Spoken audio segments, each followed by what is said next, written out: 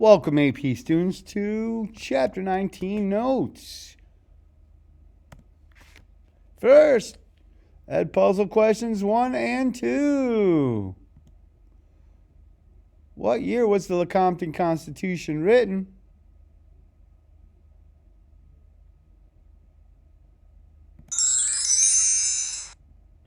You knew it had to be after the Kansas-Nebraska Act.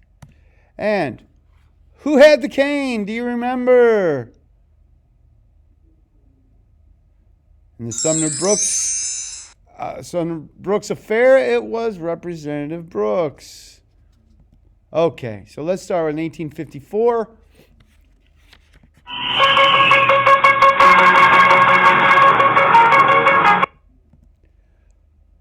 What state were these land offices in?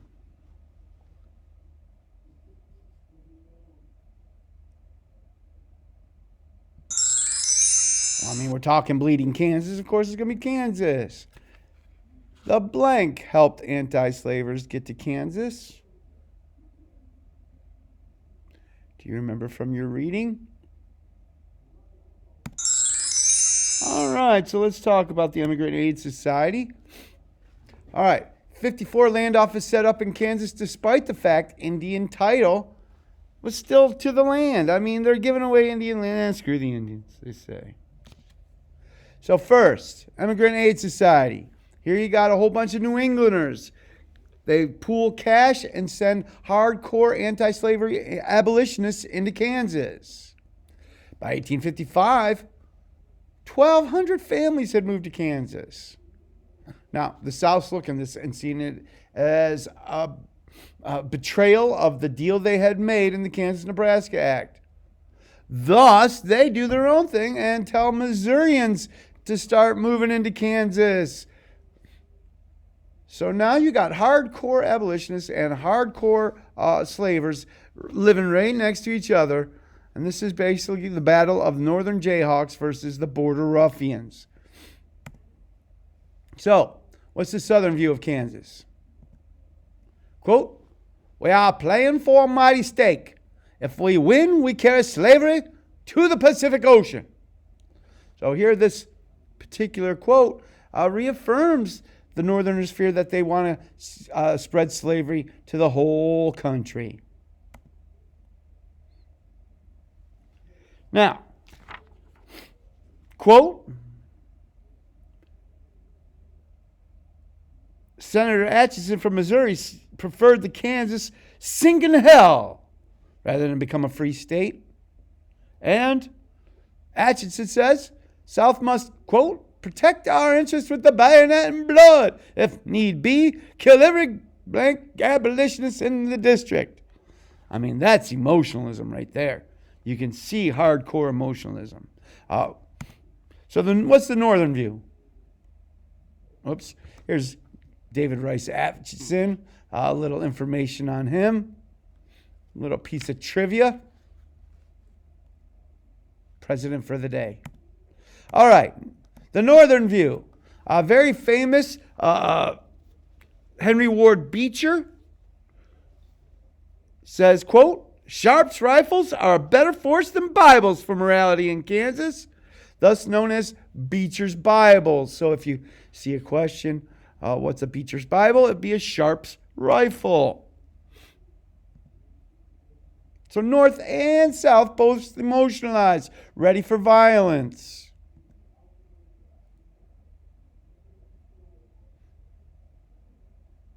Better get that one right. And of course, that's a Sharps rifle. All right, pro-slavery forces initially win the territorial vote for the popular sovereignty and establish the famous Lecompton Constitution. Cheaters, cheaters, cheaters. Southerners will brag, "We had at least 7,000 men in the territory on the day of the election, and 1/3 of them will remain there." So they just packed the place with votes, and then they would leave. Twice as many ballots were cast in the election as there were registered voters. So we have serious voter malfeasance going on. Obviously, somebody cheated. They just can't figure out where. One great example is one district, there were only 20 voters that were legal residents. So they had 600 voters, only 20 of them were legal. That's 580 bogus voters.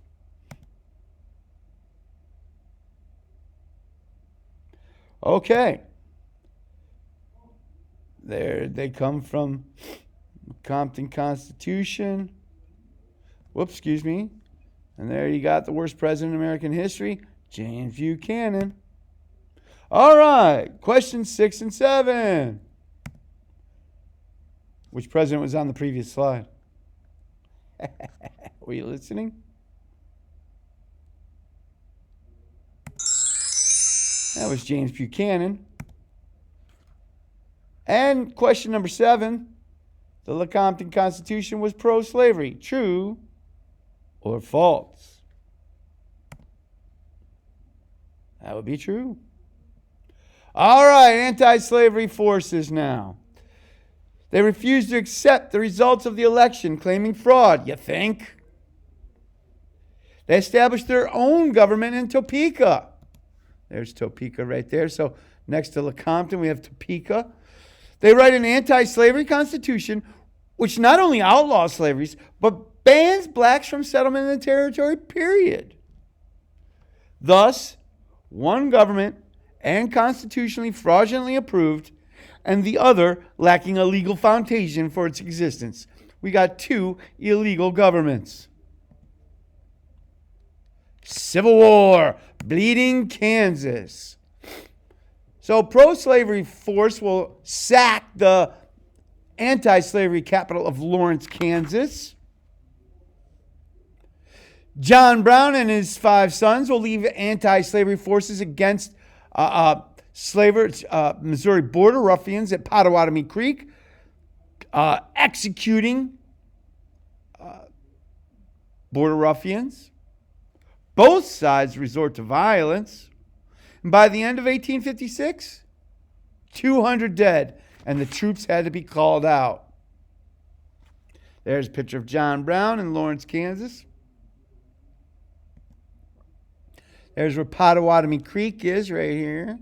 There's Lawrence, and there's Topeka. There's a picture of, drawing of John Brown and his sons executing the border ruffians. Quote from John Brown: "I hold God in infinitely greater reverence than Congress." So he was saying there's a higher law. And unfortunately, the gallows didn't agree. There's John Brown and some sons. All right.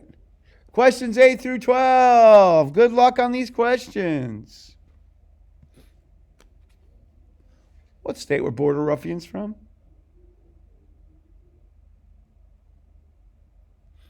Do you know your state initials? Because if you knew it was Missouri, you would have said M.O. Which was the first anti-slave Kansas capital first established?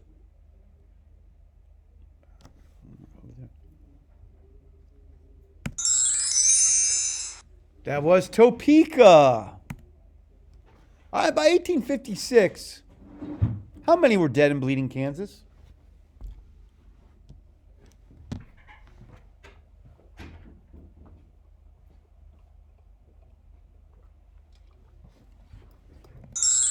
$200.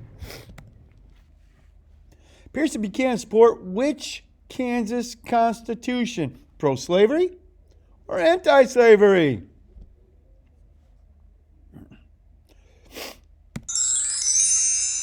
Pro-slavery Constitution. The Lecompton Constitution. Looking at the previous question, which group make the political blunder when naming themselves? Would it be the South or the North?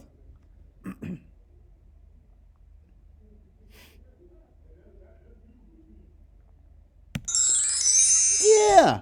Call yourself pro-slavery?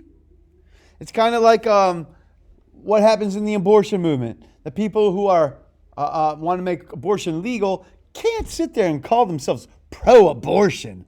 And that's pretty twisted. So they had to call themselves pro-choice. So how you name yourself, you had the anti-federalists versus the federalists. The anti's just got this negative thing to it. All right, Lecompton Constitution, sent to Congress when Kansas applies for statehood. Pierce and Buchanan support the pro-slavery Constitution. Douglas calls for new elections, though.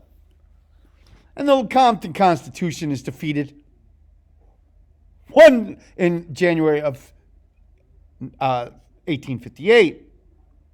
Congress will accept the anti-slavery Constitution, but deny statehood until the Civil War is in action. Ralph Waldo Emerson, one of the few sane voices, he's at a meeting. He urged voluntary contributions. I mean, he's in front of an anti-slave society. Whole bunch of abolitionists out in front of him. He says, okay, I got a way we can end this without violence. Why don't we all pitch in money and buy the slaves their freedom? Nobody even seconded his motion. We're in emotionalism. We're headed towards violence. We're headed towards civil war. All right, Bleeding Kansas. Bleeding Kansas, we're going to look at, of course, John Brown. Emotionalism has gotten so crazy that reasonable thought is just not going to happen. This is the perfect SFI for emotionalism. Geography, after all, would have determined slavery in Kansas, Nebraska, because, frankly, nobody can grow cotton in Nebraska. So this was fought over, quote, an imaginary Negro in an impossible place. I mean, this was never going to happen. There was never going to be slavery, and there's never going to be cotton. There were 15 slaves in the entire Nebraska territory and one slave in all of Kansas. One. So geography is going to determine it. You can't have cotton here. It was fought over an imaginary Negro in an impossible place, Daniel Webster. 15 and 1. Unbelievable. All right, so now we're going to take this emotionalism and violence straight to the floor of the Senate. The Sumner-Brooks battle. First,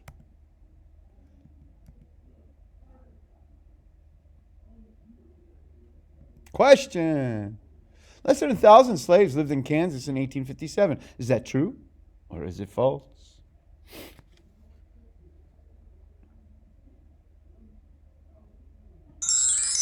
That is true. So here you can see Charles Sumner on the ground, and there is Representative Brooks.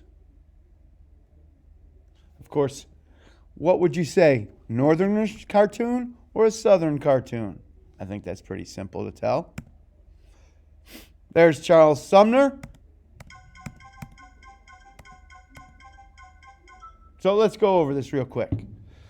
Charles Sumner, Republican senator from Massachusetts, quote, he was one of those fortunately rare and rarely fortunate persons who are not only thick-skinned themselves, but assume everyone else is also. So he makes a speech called the Crime Against Kansas speech. Attacks pro-slavery as the drunken spew and vomit of an uneasy civilization. Not a nice guy here. But, can you argue it? That's what he's calling the slavery. Attacks Andrew Butler of South Carolina, who's out of town on his deathbed in South Carolina, as a Don Quixote who has taken his Dulcinea, the harlot slavery, as his mistress. And Stephen Douglas as Sancho Panza, the squire slavery, ready to do its humiliating offices. If you don't know the story, Don Quixote, you probably don't know what I'm talking about. Now, Douglas shrugs off the language and abuse, saying, quote, that damn fool will get himself killed by some other damn fool. Now, Stephen Douglas doesn't care what you call him. He's a politician, whatever. Preston Brooks, Butler's cousin, saw this a matter of Southern honor. Caning rather than dueling was his choice of method, and was unable to return to the Senate until 1859, Sumner.